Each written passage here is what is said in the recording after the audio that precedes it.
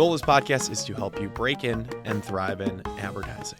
And we do that by sharing the stories and advice from people rocking it on the other side. This week, we hear from Taleah Mona-Lusky.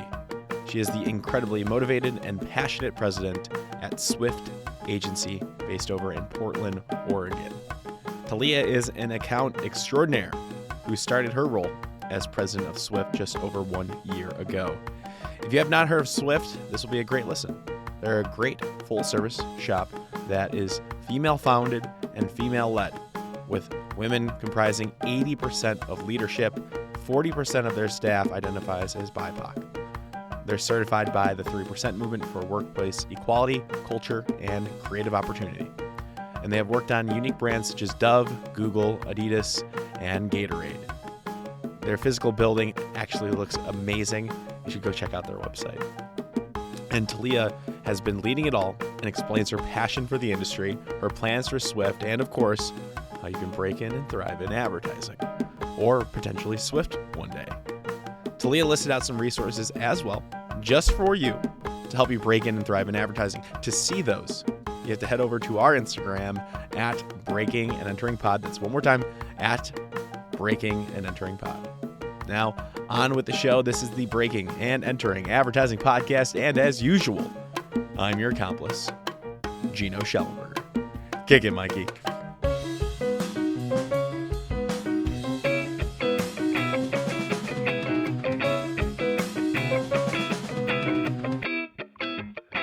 All right. Taleah Mona-Lusky, welcome to the Breaking and Entering Advertising Podcast. Thank you so much for coming on. I know you're super busy, so I appreciate you. No, thank you, Gino, for reaching out, and thank you for having me. Of course. You came highly recommended. So I'm glad you got back to me because you're the president of Swift Agency, which is located in Portland, Oregon. I say Oregon, not Oregon. Is that right? I'm new to Portland, Oregon. So okay. I say Oregon. Okay. But I don't know if I'm the best person to ask yet. Okay. Well, we'll dive into that later. But you're currently in Arizona right now. You at home out there too. You go back and forth. You have this hybrid approach to work we were talking about before. So, well, I'm sure we'll get into that. But really, we're here to talk about you, Swift, what you do, how you got there, and advice for aspiring advertisers. So let's kick it off high level. Who are you?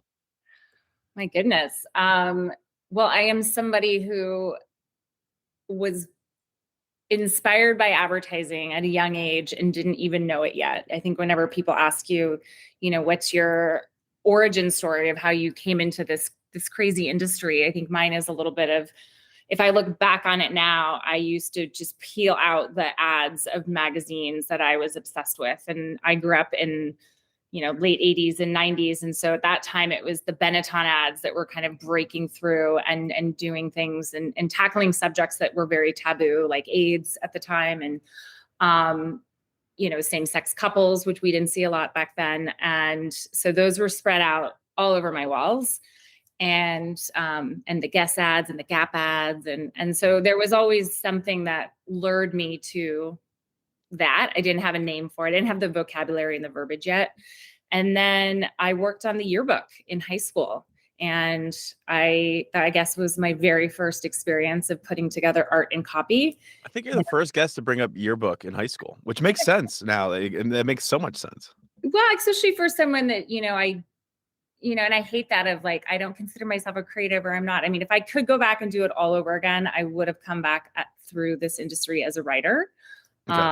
Which I think has served me well in my career, that I appreciate and love the craft as much as I do as someone that came up as an account person. But yeah, I was the editor of my yearbook, and I had a teacher that got my personality and saw a very, very young age that I wasn't going to do well in a corporate environment. And he said, I think you might like advertising or marketing or PR. And I remember going home and telling my mom, Mr. Jacobson said that I should try this. And she went and bought me a book about different types of careers in marketing and advertising and PR. And I poured heck yeah. And then I will age myself here, Gino, but at the time, Melrose Place was very popular, and Amanda Woodward, who was the main character that was played by Heather Locklear, worked at an advertising agency. And I remember thinking it looked so fucking cool. Can I swear? Yeah, of course. Okay. It looked so fucking cool. And so, yeah, I declared in my mind and verbally to my parents that I wanted to work in advertising at the age of 16 or 17. And I went into school with the mindset of that's what I wanted to do. And I just didn't stop. I mean, I came up in an age where we didn't have internships. That wasn't a thing when I went to college. I went to college and like the internet was just coming out. So like, I think I took a class on the World Wide Web. Amazing. And I knew early on though, that it was also a lot about, and unfortunately part of our industry is about who you know. I didn't know anybody. I'll tell you that. I didn't know jack shit. I didn't know a single person in advertising. I didn't have any connections. I just started doing research of where I should work. And I'm originally from Seattle and I didn't have a plan after college. And my best friend said, why don't you come live with me? I thought that sounded good. So I remember applying for jobs and this was like fall of 1999. And I couldn't get it. I couldn't get interviews at an agency yet. And my dad was like, you got to get a job. So I said, well, I'm going to go work. I put myself through college by working in retail. Yeah. So I'm going to go work at like a fancy retail place where all the women that I would want to work for shop. And so fast forward, I ended up I was working at a very, very, very upscale, like Barney's-esque boutique. And I did meet a woman that worked in advertising and she didn't give me the time of day. And I managed to get a couple interviews at an agency, a Publicis in Seattle, which was one of the largest agencies in town at that time. And the first 2 jobs, I didn't get there. So keep going back. I interviewed as a media planner and I was told you were not a media planner. And then I interviewed as an account person and they said, okay, but this job is going to someone else. And I was crying and I was so upset. And the third time around, I made it to the top 2. And then they said, okay, well, you got to come and meet the woman that runs everything. And this is, this is pre-LinkedIn. This is when you still wore a suit to an interview.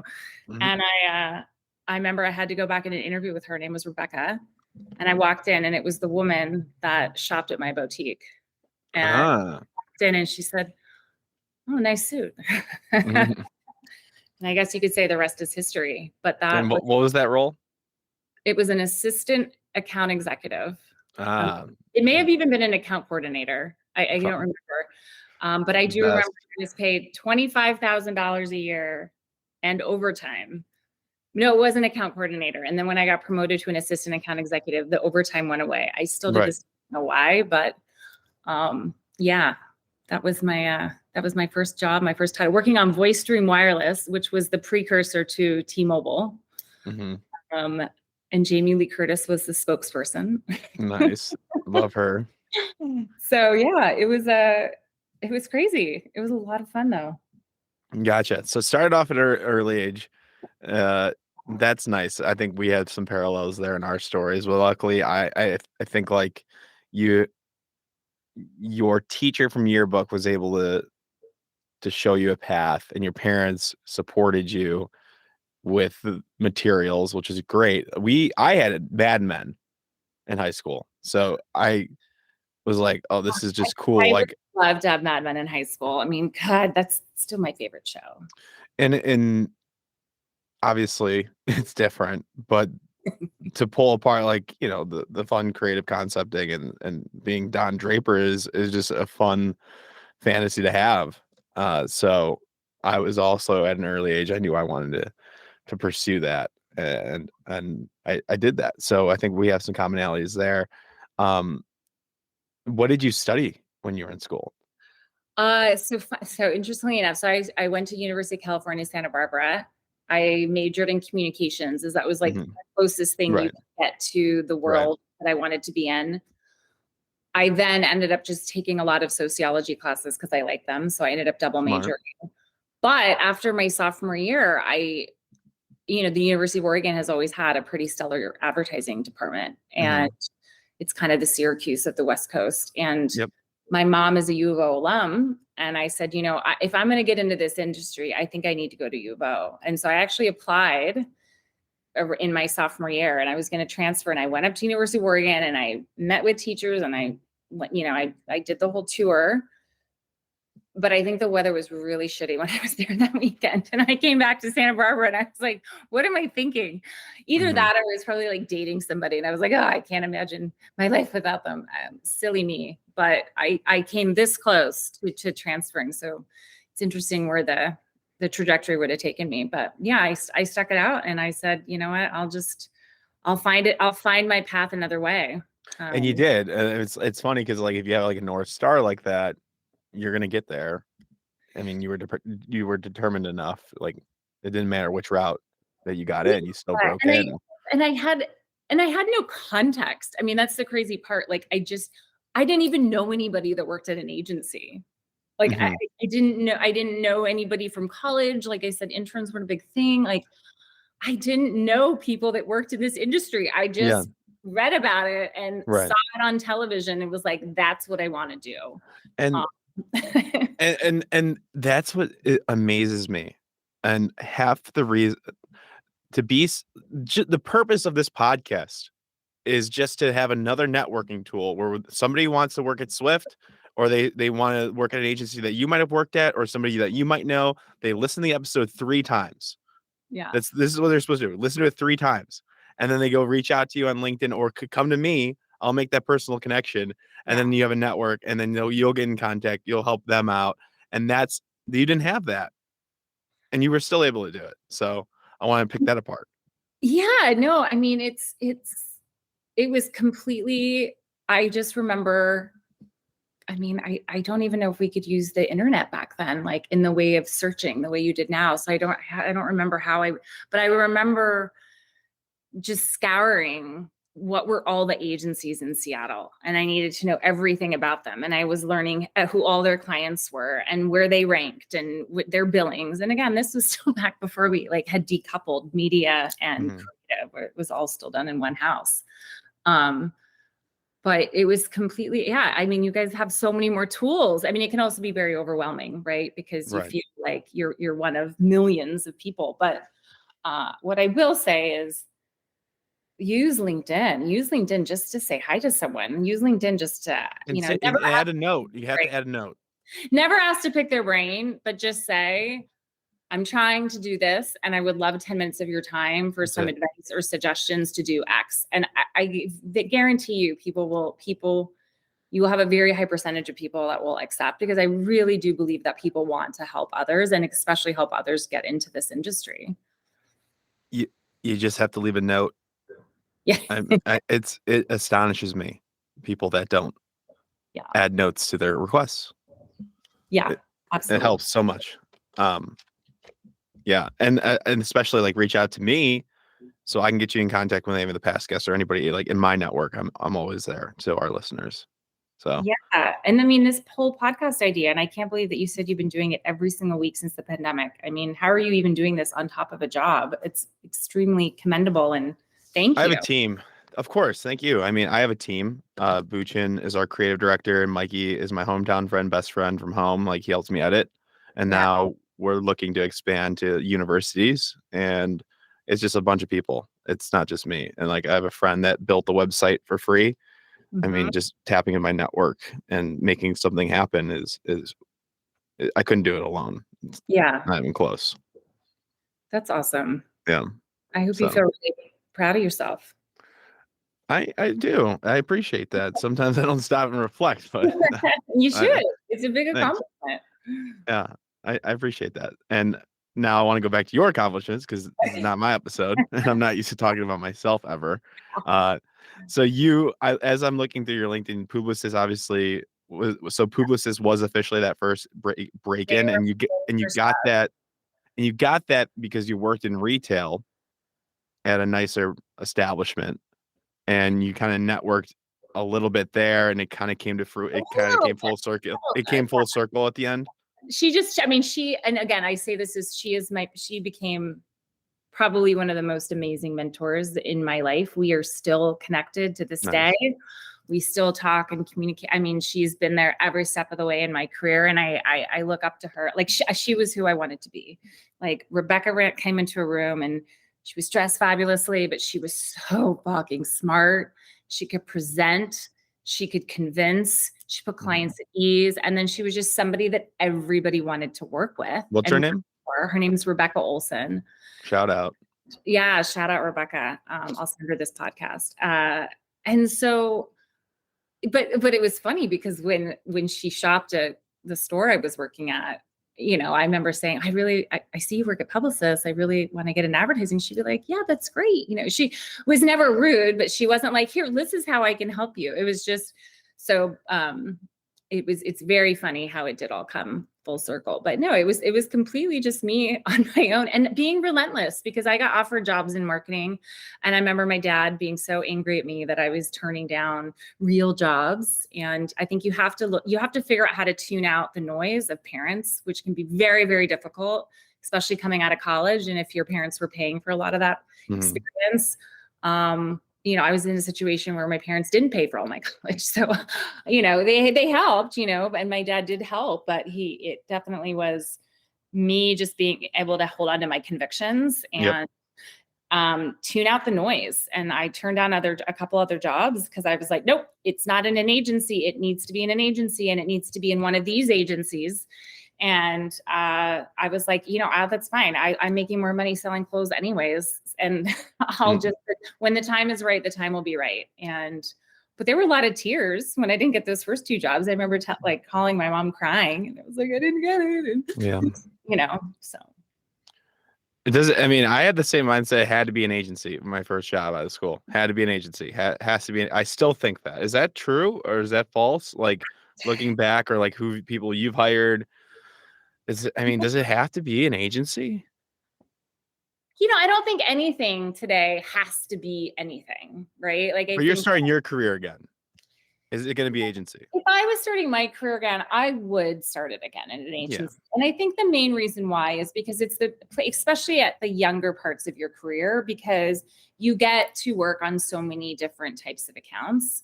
And I think part of growing is also being able to pivot from one business to another piece of business to another vertical. And so I do think that what you're exposed to, and you truly are exposed to best in class ways of the process from, getting a brief all the way to execution. Yeah. In ways that every in-house agency has mimicked and every brand has mimicked, you know what I mean? Like they have all become best in class, that they've taken the best parts of the agency. And now it's far from perfect, but I do still think as an entry place, I do think that you're able to learn a lot. And I think that doesn't hurt anybody's career moving forward. And now would you go bigger again? You had the choice.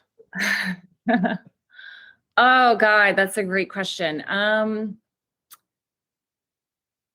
think I would have still gone big.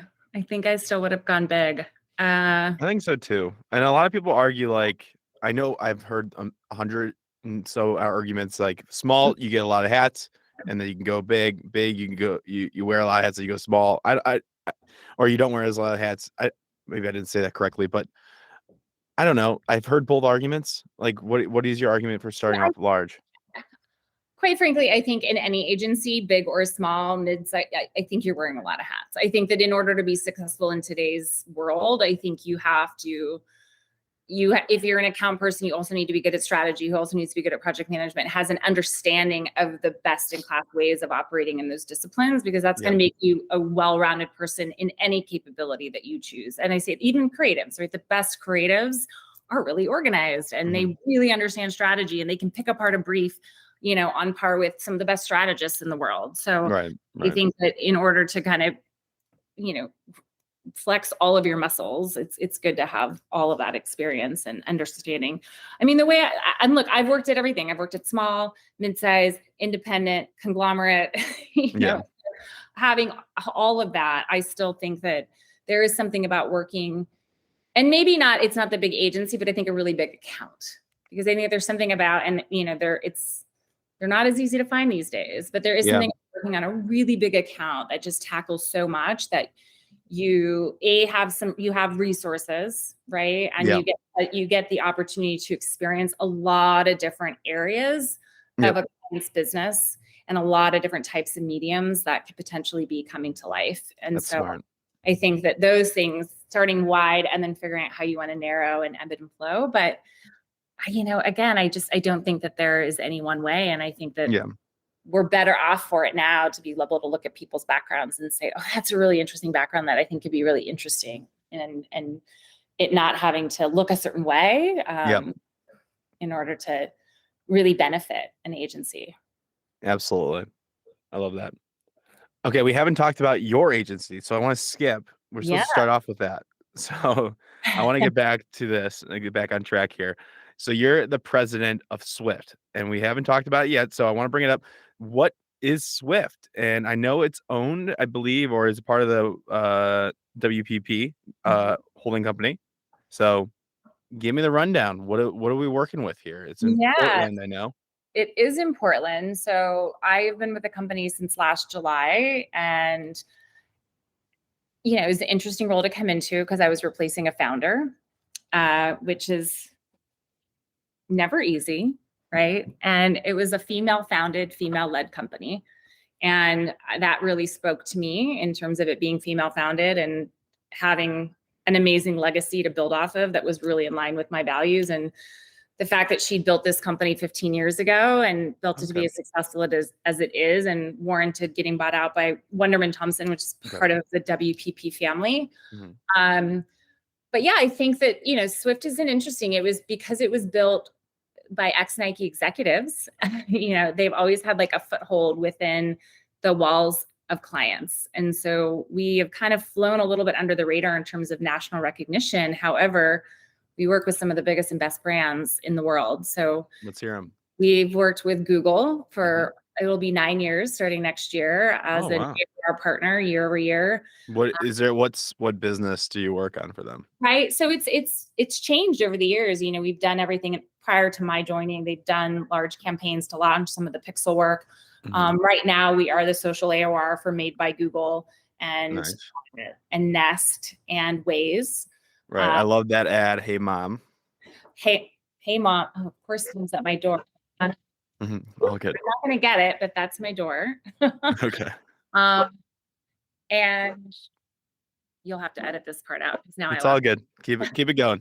The Hey Google. Mom preceded me, but that was an amazing campaign that we did for them that actually started off as an insight that was found on social, where we kind of looked at the data and found out that on average, kids are asking their mom about 300 questions a day, which still do. led us to believe that moms were the OG search engine. And it started off as like a post we were going to create for Mother's Day, and it morphed into this big campaign. We work with Google. We work with Gatorade as a longstanding client of ours.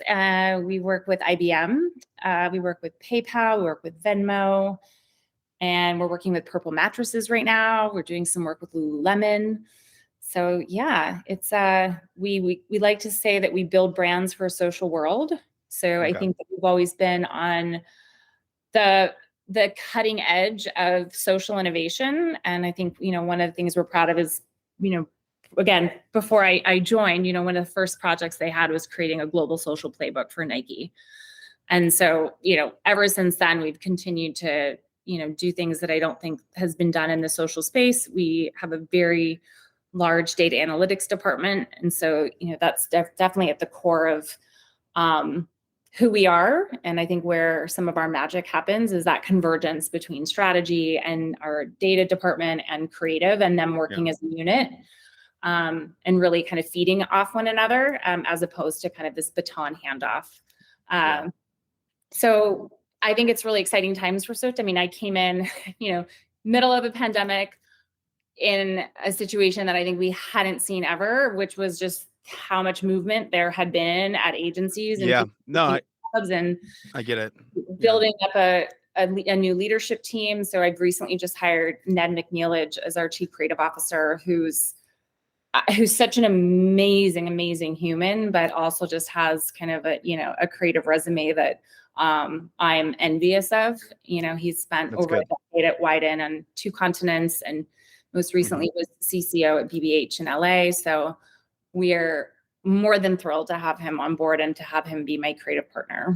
I get this now. Okay. So you started mid-pandemic. You had to like you kind of had to like rebuild your roster up a little bit. Like I call it like coaching staff in a way. Like I don't know to what extent you just said CCO. So I'm making assumptions. Like that's how my current boss here had to do it. And then sometimes it takes time to see change and, for the culture to shift a little bit, shift a little bit. So what have you seen like in the past year? Like, what are you like proud of, or what are you making some momentum that you're putting your mark on the agency? Yeah. I mean, I think I've hired an incredibly talented and diverse executive leadership team, and diverse in a myriad of ways, not just hugely diverse, but also in terms of backgrounds, perspectives, even people that have dual citizenship, working parents. So I think that's a big thing that I am a proponent of, is just bringing lots of experience to the table in terms of experiences. And so I'm really proud of some of the talent that we've brought on. But I'm really proud of the work that we won our first Cannes Lions this year in the history of Swift. Nice. What was it for? It was for, Dove, in support of an initiative that they're backing called the Crown Act. And so the Crown Act is actually legislation that has been submitted in order to end race-based hair discrimination.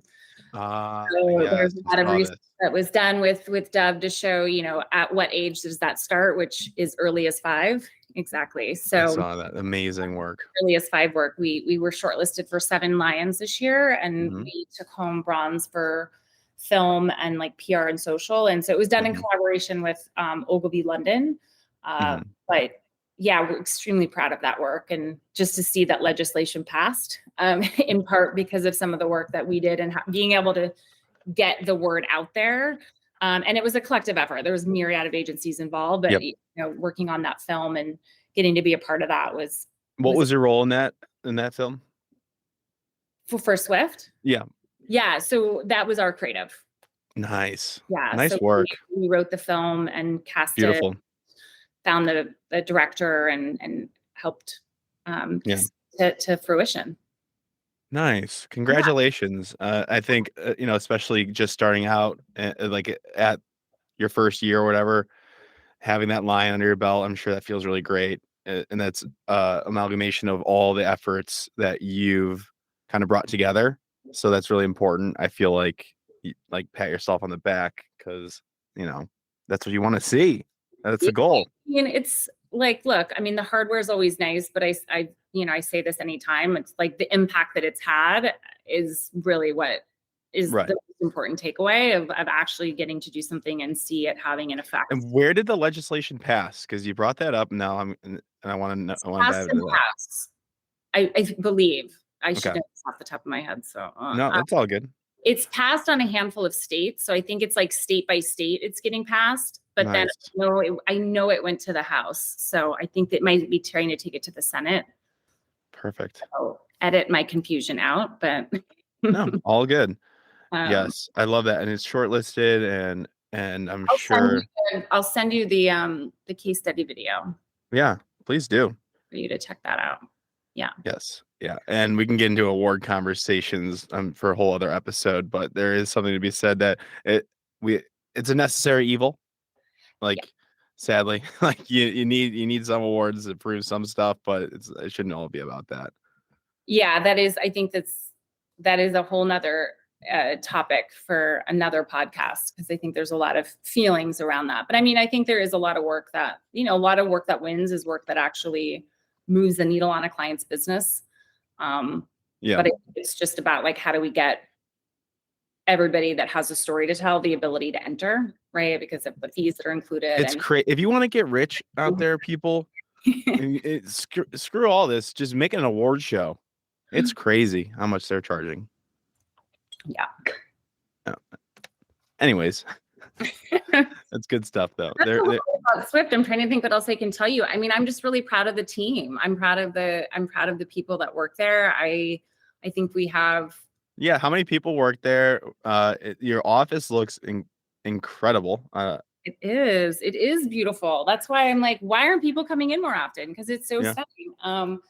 Yeah, we're about 100 people. So that's it's perfect. definitely grown a lot in the last since I've joined, as so many other companies have. And hopefully we'll continue to see great growth in the coming year. I mean, I'm nervous about what's coming. I think Yeah, that we are entering a time that a lot of people, specifically at my agency, just haven't ever experienced in their lifetimes or their careers. Definitely their careers, though. I think we are headed for some tough times ahead. yeah, and financial, the R word. We don't want to necessarily jinx it, but it definitely is looking pretty grim out there. That's what I'm reading on the news. Uh, and as we know, when there are financial hard times, a lot of times the first budget to get cut happens to be marketing and advertising. Uh, we disagree.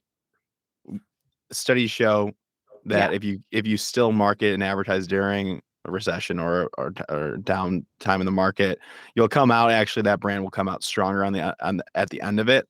Uh, it's just like I read that in Ogilvy on advertising, so that was probably written in the 70s. So I don't know if it's true or not, but we're gonna go with it. Sounds good to me. But what advice do you have for some like an aspiring advertiser that might be re- recruiting or getting out in the job world, in a couple months from now? What should we be doing ahead of time if we're seniors in college or we're just about to graduate? Well, I mean, I would be scouring who are the agencies that have had new business wins, because if there's going to be hiring in the Smart. market, it will be agencies with wins. Right. Um, if look at the wins that they have, and if that's an industry that appeals to you, or it's an account that has creative that you're excited about, and not necessarily Yeah. that you would go work on it. Yeah. But And the easiest way to find that out is Ad Age and Adweek. Like or simple as that.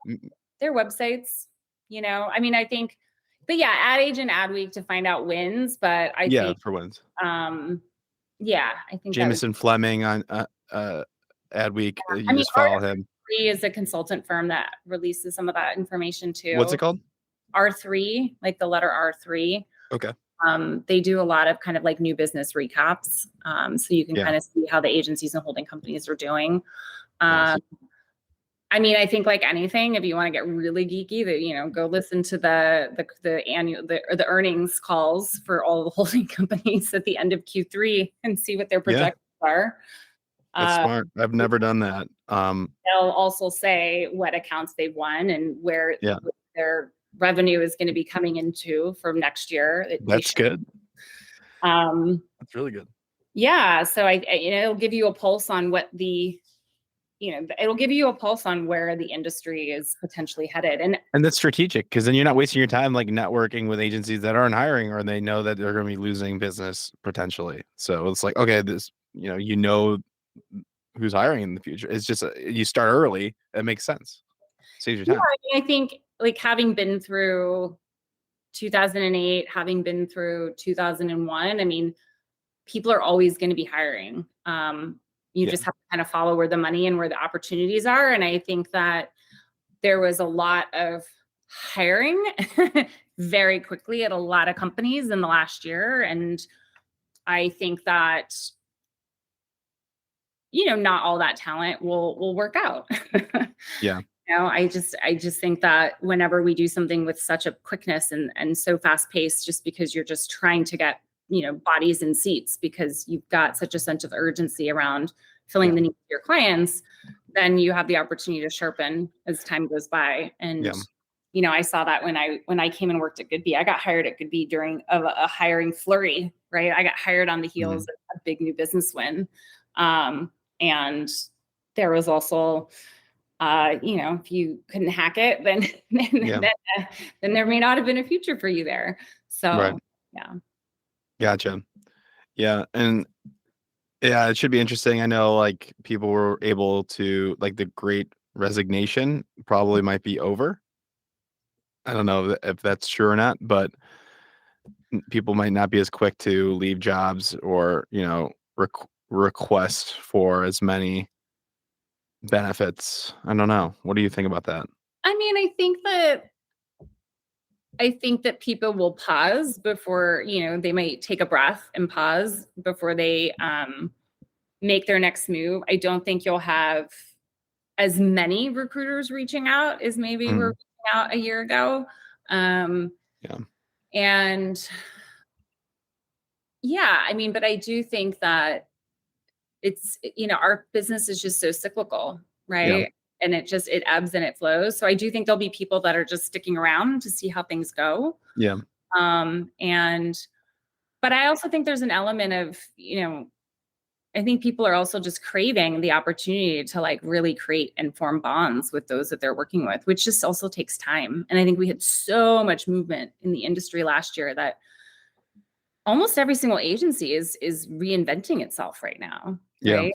Every agency that may have been known for something 5 years ago has an entirely new executive leadership team, right? Yeah. Or a bunch of new agencies that have popped up, Yeah. like Joe and Mischief, and like, Yeah. yeah. So I think that there's a lot of good that's happening, and that's what's so exciting about our industry is like there's never a dull moment. So you kind of got to Heck be yeah. that thrives in that. Yeah. Great. And I noticed today as I was doing some research that Swift is actually hiring as of 4 hours ago on Monday, September 26th at 5:57 p.m. Central Time. Ooh, what do we hire? So I see here in Portland, you're hiring for a writer, a senior writer, and an art director. Yeah, So I don't know. Sometimes I've been told if it's on LinkedIn, you're like kind of like already late to the game. yeah. You want to try to get ahead of it. But now that you might have the connection with the president, we'll try to get this out as soon as possible. I think you might still be in the game if you're listening. So You that's are where this at. definitely hiring a writer and an art director. Okay, I know that we have a couple freelancers that we perfect. are pretty keen on. So we will see if their roles convert. Sure. Um, but yes, those roles are open and they're on two of our two very interesting accounts, is what I can Which ones? say. Gatorade and Venmo. Wow. Yeah, yeah. So Are you allowed to say that? That's awesome.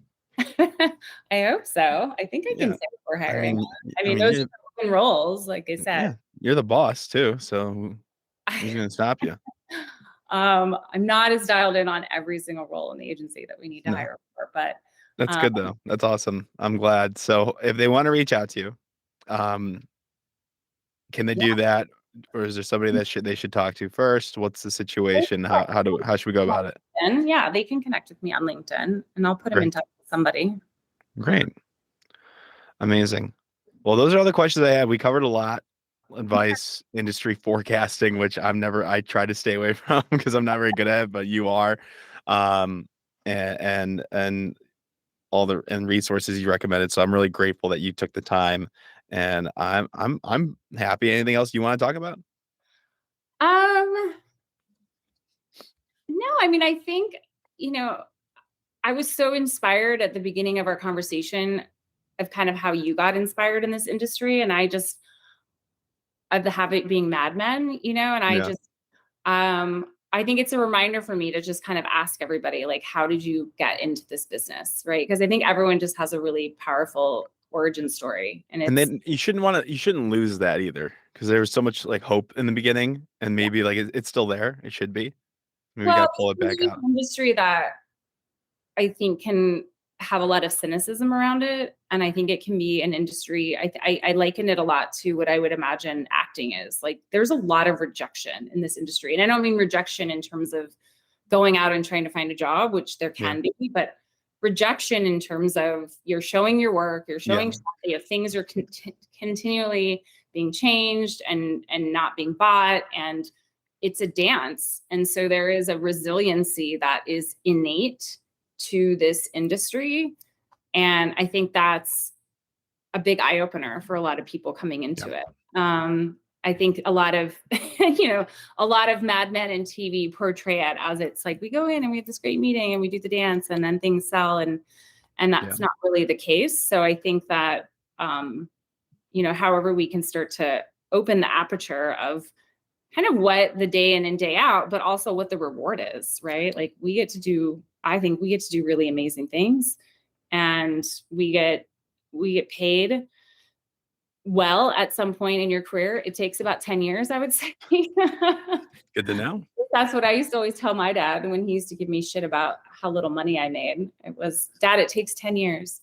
But yeah, I think we get paid quite well without having a higher education, to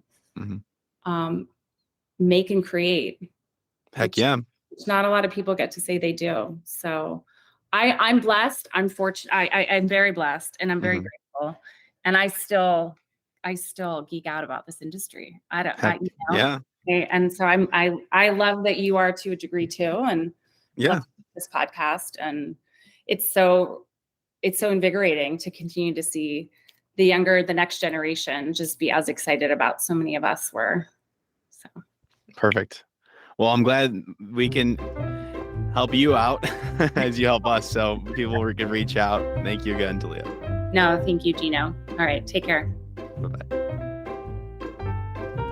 Thank you so much for listening to this entire episode of the Breaking and Entering Advertising podcast.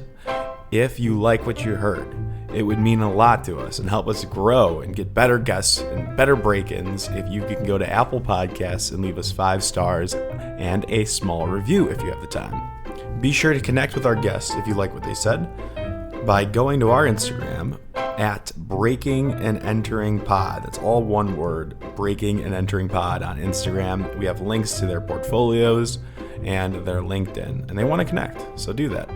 And thank yous. Thank you to Mikey Malarkey, our audio engineer, and Buchan Zhang, our creative director. Can't do without you two, and a team from the University of Illinois. It's a student team from the agency called AdBuzz. They're a PR agency, and it's been a pleasure working with them. Thank you all so much, and we will see you next week with another amazing guest.